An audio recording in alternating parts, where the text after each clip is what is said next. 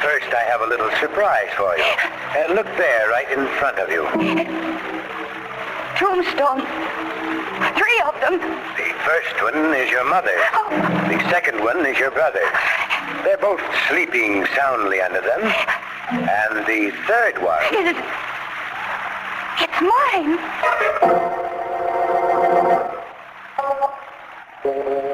Midnight, the witching hour when the night is darkest, our fears the strongest, and our strength at its lowest ebb. Midnight, when the graves gape open and death strikes. How? You'll learn the answer in just a moment in The Man with the Black Beard.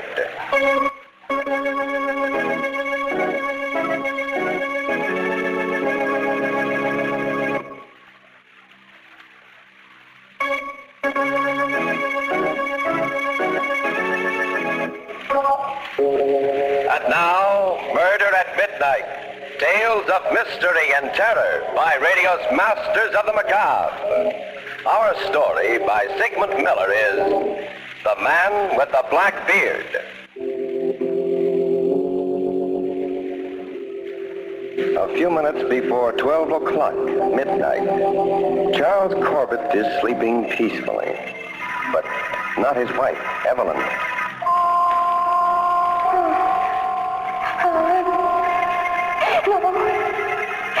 No, don't touch me. There's no use running. You can't get away. Please let me alone. You mustn't be afraid, Evelyn. You. That black beard. I've seen you before. Of course you've seen me before. Everybody does. Sooner or later. No. I don't want to see you. And I won't.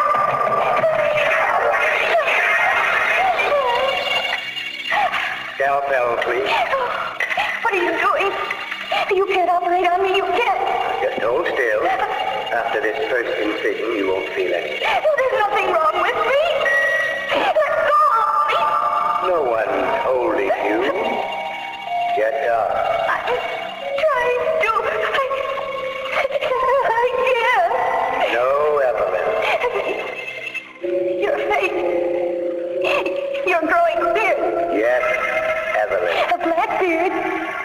You're the man with the black beard who's been following me. Yes, Evelyn. No. I'm afraid you're going to die. The prisoner will rise. Prisoner. I find you guilty. Guilty of trying to run away from the man with the black beard. You are sentenced to be guillotined. No. No, please, I didn't do anything wrong. Step up these stairs, please. My husband. Let me call my husband. No time for that. Raise the guillotine. Please, give me another chance. You'll only run away again. Head down, please. No. Oh, why do you hate me? Why do you want to kill me? Because you hate me. And for this you must die.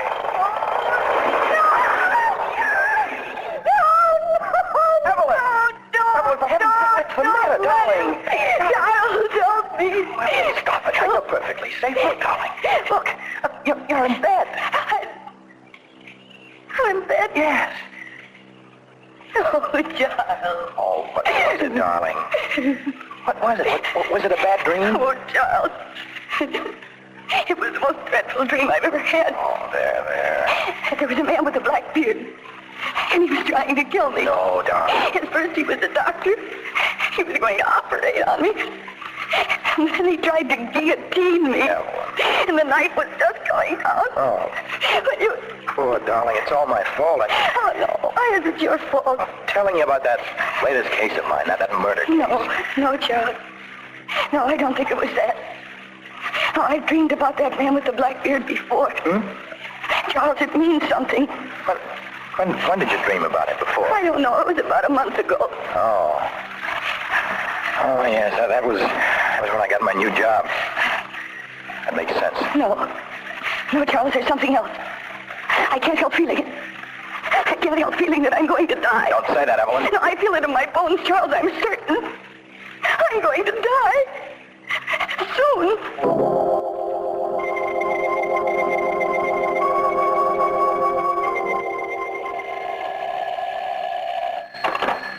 Corbett speaking. Mr. Corbett, I'm Brady Duck at Central Hospital. Been trying to reach you. Who? Central Hospital. Oh, they must have the wrong Corbett. I don't know anyone there. Oh, they said it was about your wife. My what? What about her? Well, she collapsed down the street, and, they brought her into the hospital. Okay. I'm going right over.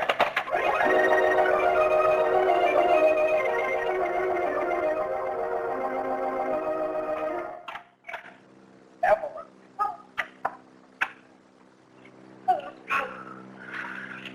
Oh, darling, what is this? I came right over. What is it? Baby.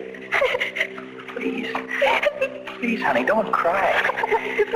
Oh, look, tell me. Charles, I saw him. You saw who? The man. What man? The man with the black beard. The one you dreamed about last night? Yes. Where? Well, he was in the street. In the street?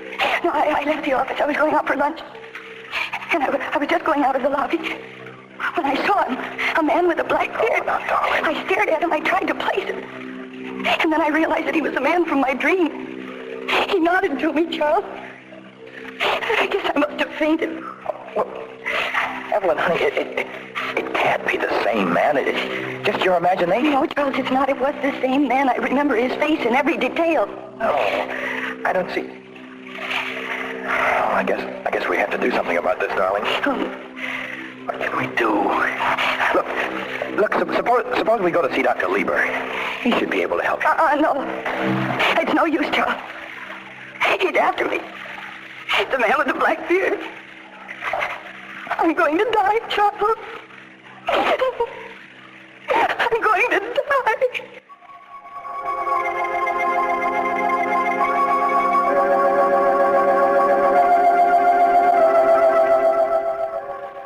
Can you describe the man to me, Mrs. Corbett?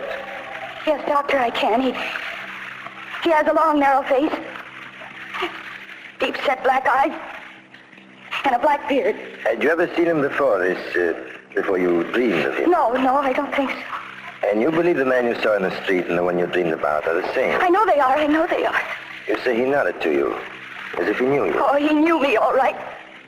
He wants me to die. You met him twice? Yes, and both times he nodded. I can understand your being afraid of him. But I think you also hate him. You do hate him, don't you? Hate him?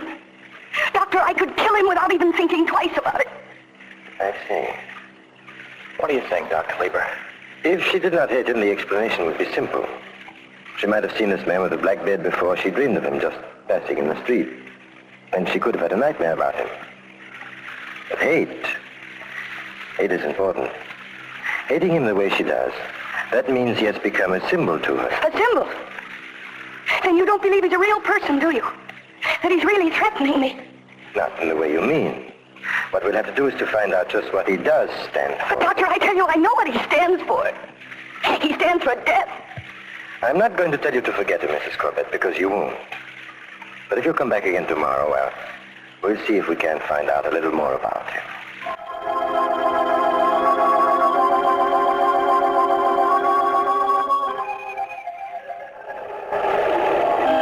But, Charles, what are you doing here? Waiting for you, darling. We're going to have lunch together. You mean you'd like to take a look at the man with the black beard? Well, yes. Look, you say you met him right here on the street corner. Yes, right here. Twice. Oh, Charles, are you doing this because you believe me or because you don't believe me? Or is it because you think I've gone mad? Oh, my dearest, what a question. Well, maybe he won't show up today. Well, then I'll try again. Yes, and maybe that I can see him, and maybe you can't. Maybe it's just a... Charles. Huh? Look. Where? There. Coming towards us. Well, I'll be... Oh, just as you described it. Then you do see him. How do you do? Oh. He spoke to me. He never did that before. Get into that car. Hey, you! Wait, I want to talk to you! He isn't paying any attention. Charles, he's driving away. Yeah, let him get away.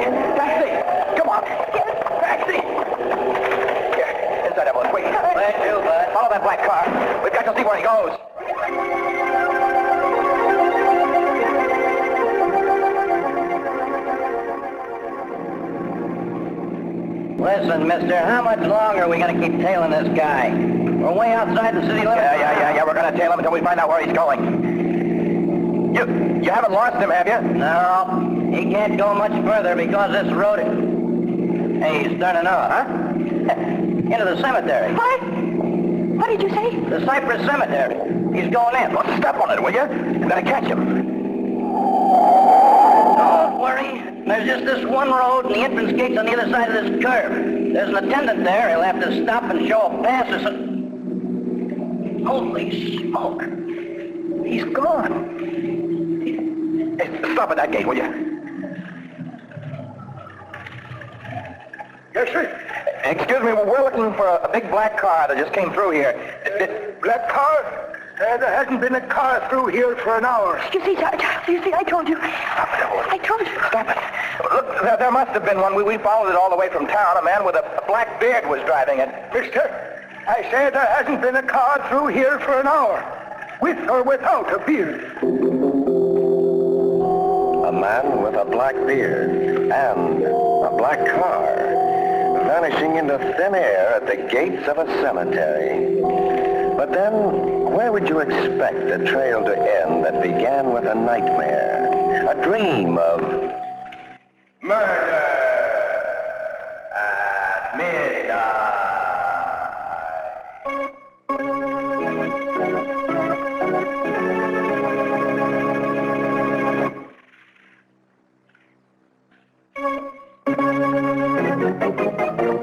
And now back to Murder at Midnight and The Man with the Black Beard. We find Evelyn deep in another terrifying encounter with the man who haunts her day and night. Evelyn.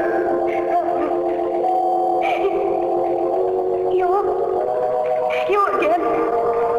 What are you doing here? Waiting for you. You were looking for me, remember? You and your husband right here in the cemetery. No, I've got to get up.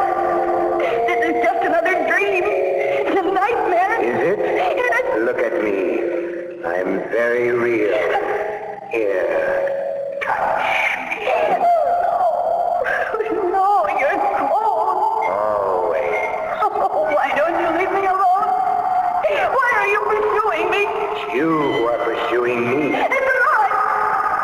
I hate you. Naturally. I have a surprise for you. I don't want to see your surprise. Oh, I've got to wake up. I've got to. First, you must look at my surprise. Look there, right in front of you. Tombstone. 3 of them. The first one is your mother. Oh.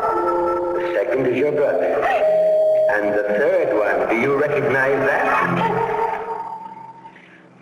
It's my own. Can you read the inscription? Oh. It says, Evelyn Corbett, beloved wife. Simple, but dignified. No, it's horrible. It's horrible. Now, if you kindly step down into your grave, our business will be finished. No, I won't do it. I won't. I don't want to die. I'm afraid I am lost in sin. No, I won't. This time you can't help yourself, even by waking up. This time in you go. Evelyn! What are you doing on the floor? What is it? Oh, Darling, what's the matter? it was he again. Who?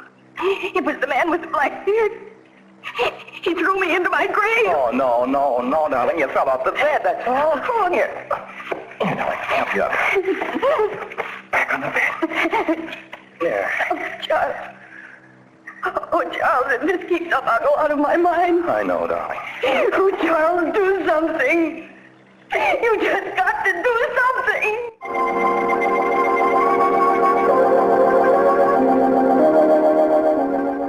So you actually saw him, this man with the black beard, Mr. Corbett? I certainly did. He looked just as Evelyn described him to. And he disappeared at the cemetery? Yes, Doctor, he did.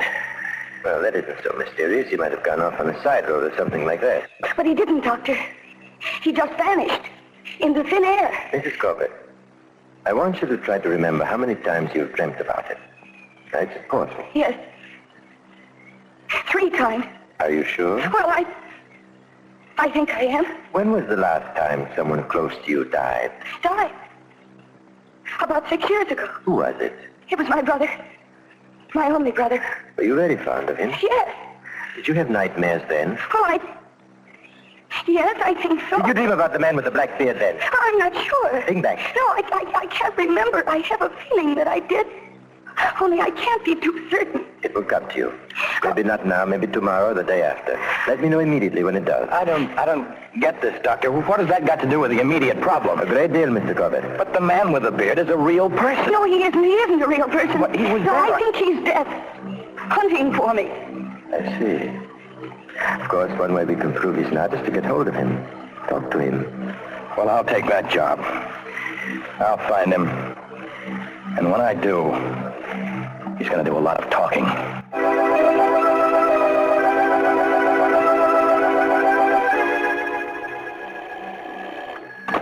Hello. Mr. Corbett? Yes? Oh, this is the office calling. The boss wants you to investigate a new case. Yeah. The body of a Mr. Hampton was found in the river today. He was heavily insured, and they want you to go down to the city morgue to look at the body as soon as possible. Okay, I'll go down right now. Goodbye.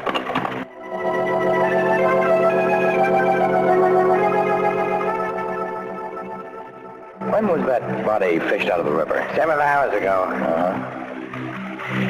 Okay. You can put the sheet back. So what do you think? Murder, suicide, or accident? I don't know yet.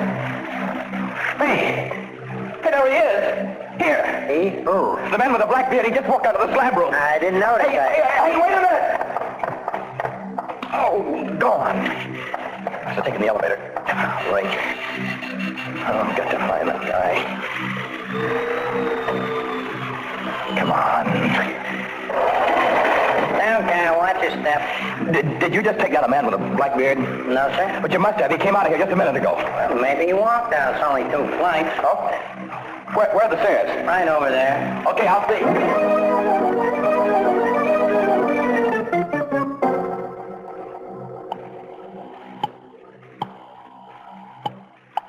Hello?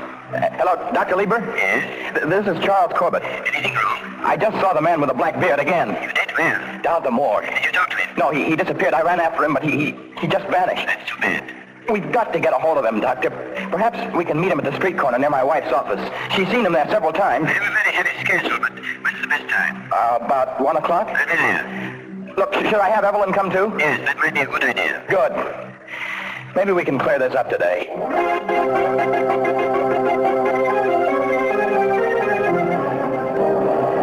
Charles, I'm afraid. There's no reason to be afraid here. I'm with you, and Dr. Lieber will be here any minute. Well, if I see him again, I don't know what'll happen. Nothing will happen. Believe me, darling. Look, once we talk to him... Here he comes. Where, Charles? Right there. Dr. Lieber. Oh, I thought you startled me. Hello? I'm glad you could come, Doctor. And I'm terrified. Doctor, do we have to do this? It's the quickest way of getting to the bottom of it. What time have we got, Mr. Corbett? I have 5 to 1. Yes, it's just about the time he passes by. I hope he doesn't keep us waiting too long.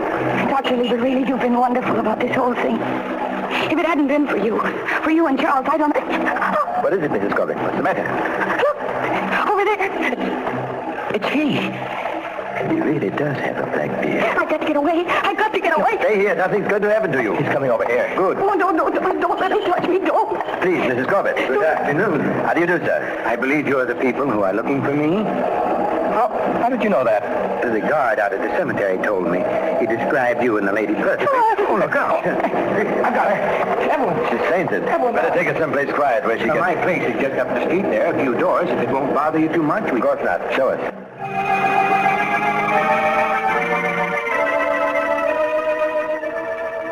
Here we are. But this is... It says Blakely's funeral parlor. Yes, I'm Mr. Blakely. An undertaker? Yes, a mortician. Of course. This is finally beginning to make sense. Put it down on the couch there, Corbett. Makes sense. How? Do you know Mrs. Corbett, Mr. Blakely? I've seen her a few times in the street. We seemed to have lunch at about the same time. She stared at me, and I assumed she knew me, so I nodded to her. You've had no other dealings with her? Not that I know of, no. What was your wife's maiden name, Corbett? Huh? Harper.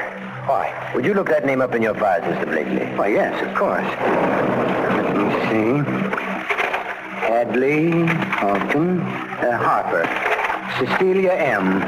Died January 26, 1926. Buried... Why, that was her mother. And that's the answer.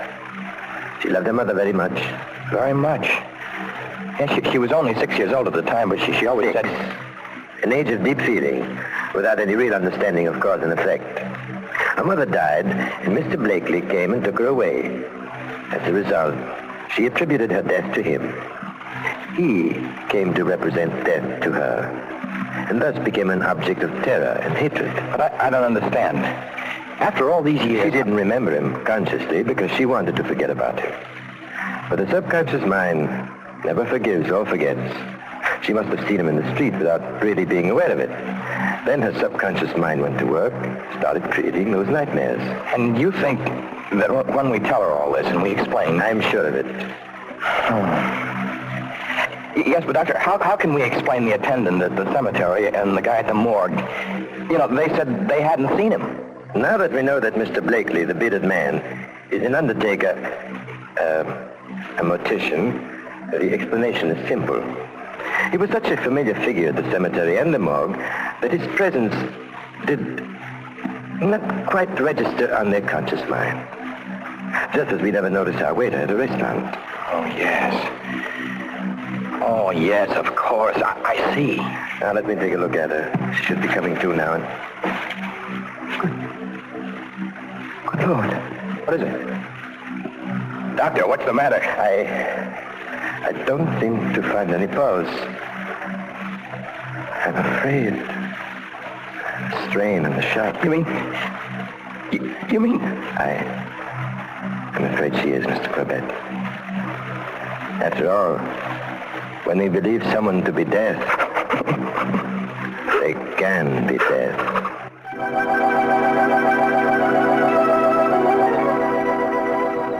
A woman dead of fear, created in her own mind, lying on a couch in a funeral parlor. The logical place to end the story that began with a nightmare. A terrifying dream of murder at midnight.